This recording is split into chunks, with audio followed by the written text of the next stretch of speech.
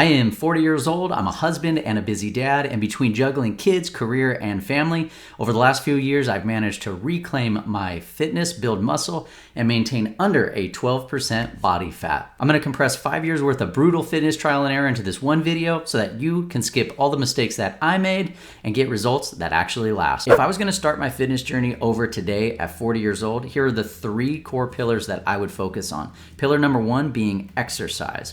So I would work out 3 to 4 times per week for less than an hour per session.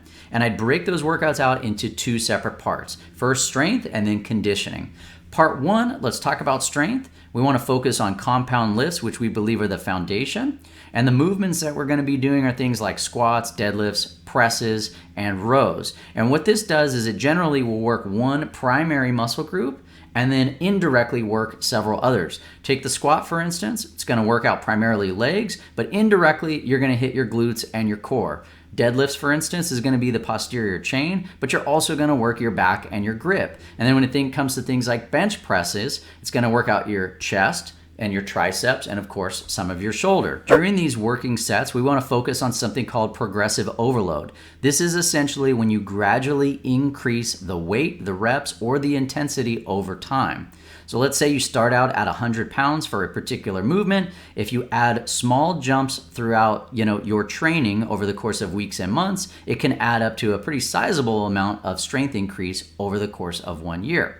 Of course, you want to track your progress, write it down so that you can see kind of where you started and where you're heading towards. Now, you don't want to increase too much too fast. Safety is a very important key, and we'll talk about that here in a second. Here's a few key points on how to train for this. Generally, you're going to want to warm up for 5 to 10 minutes. You're going to want to make sure that you're stretched out and then warm up to the actual movement that you intend to do as your main lift. This is going to activate your muscles, get the blood flowing, and get it so that you're not lifting cold. And generally, what we focus on is one main lift.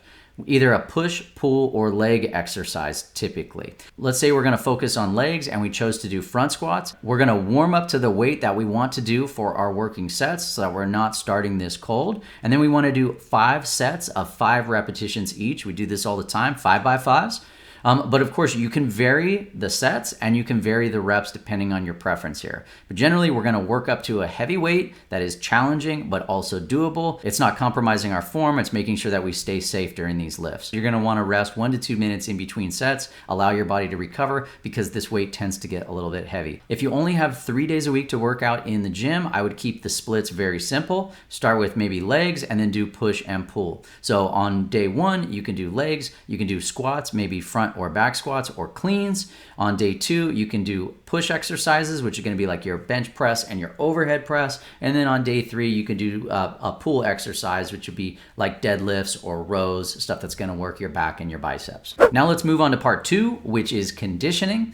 And this is your engine work here. And what we generally focus on is high intensity interval training HIIT, sort of a CrossFit style, if you will. This form of exercise involves alternating short bursts of intense energy with periods of rest or low intensity activity. And what you're typically targeting here is maybe 10 to 20 minute workouts max. And you want to push hard, keep the intensity level high, and it's typically going to mix like your cardio, weights, and different body movements. The recovery matters a lot in these workouts because too much intensity, you burn out early and it becomes hard to balance with the rest of the workout. So pacing is very important. A couple tips on how to train.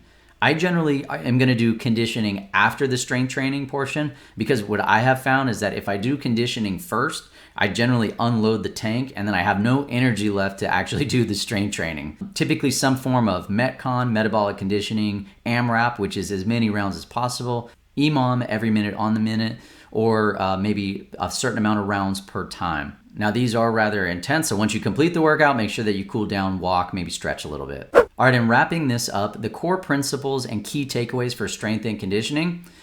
Focus on form first. Safety is the most important thing, especially at 40 years old. The last thing we want to do is actually injure ourselves and put us in a position where we can no longer work out and we lose all the momentum that we built up over the last several weeks and months.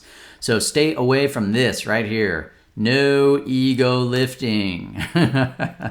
Just because we can do a certain weight doesn't mean that we should. When we're doing these workouts of the day, the conditioning can be rather intense. So even if the workout, or the weight rather, seems light, it can get really intense as you go through that many repetitions. So keep it light, stay safe, and focus on form.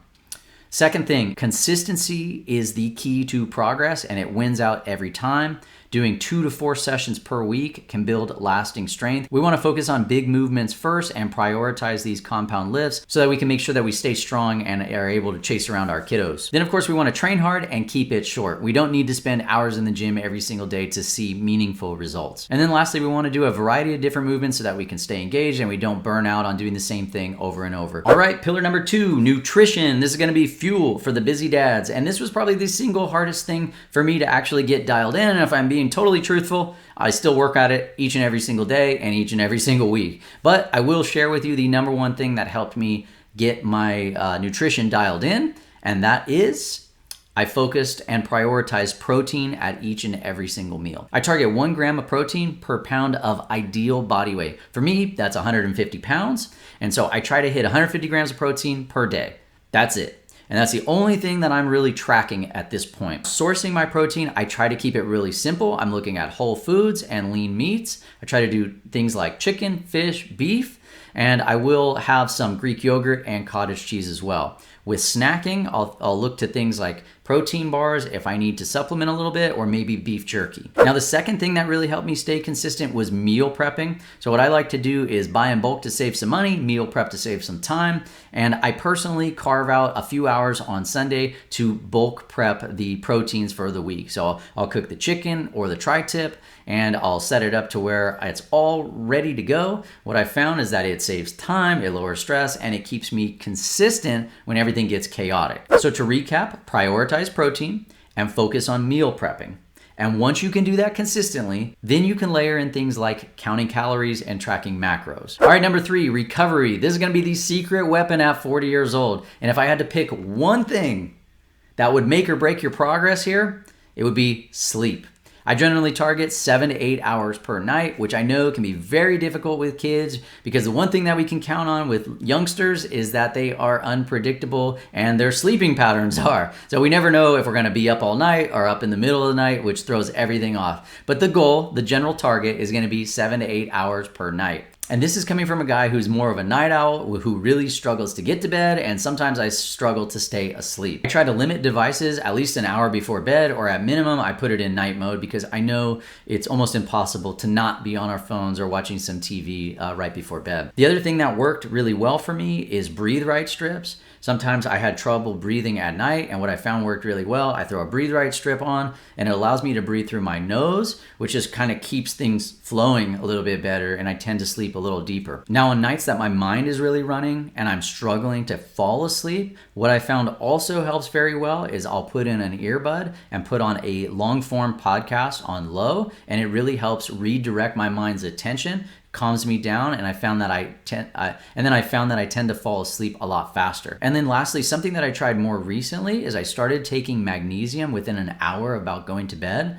Now, the first few days I started taking this, my sleep was horrible, and I thought, okay, I don't know if this is actually working, but after maybe a week or so of taking magnesium consistently before bed, I found that I'm sleeping deeper, I'm resting better, and I'm sleeping through the night. I wake up feeling a lot more restful. All right, now recovery is not just about sleep, it's also what fuels your body. And besides nutrition, there is some supplementation that I believe helps with this. First being whey protein. Now, whey protein does 2 things for me personally. One, it helps me hit my daily protein goal, which is awesome. That's when I cannot get it from Whole Foods. Whey really helps. And in addition to that, whey protein is packed with something called BCAAs, or branch chain amino acids. And these essentially support muscle repair and reduce soreness. The other supplement that I just started taking about 6 months ago, and I absolutely love it, I wish I would have done it sooner, would be creatine. And this is a staple supplement. It's one of the most studied supplements on the planet, and it is said that it boosts strength, performance, and helps aid in recovery as well. Now, these supplements are not magic, but when you get the basics dialed in, these seem to give you the extra edge, or at least it does for me. All right, that is gonna wrap up the 3 pillars there: exercise, nutrition, and recovery. But here's the big picture, right? Exercise is gonna break down your muscles, nutrition is gonna fuel it, and recovery is gonna help rebuild it stronger. That's it, that's the cycle. Stick to it and you will get stronger, leaner, and more energized year after year. Now, if you are a busy dad who wants to get back in shape, but you're unsure where to start, or you want to be surrounded by a group of guys who are walking the same path, I would like to invite you to join our Route 40 fitness community. This is where we share our daily workouts, nutrition tips, and we have weekly accountability check-ins. I'm going to go ahead and link to this in the show notes below. Thank you so much. Have a wonderful day. Take care.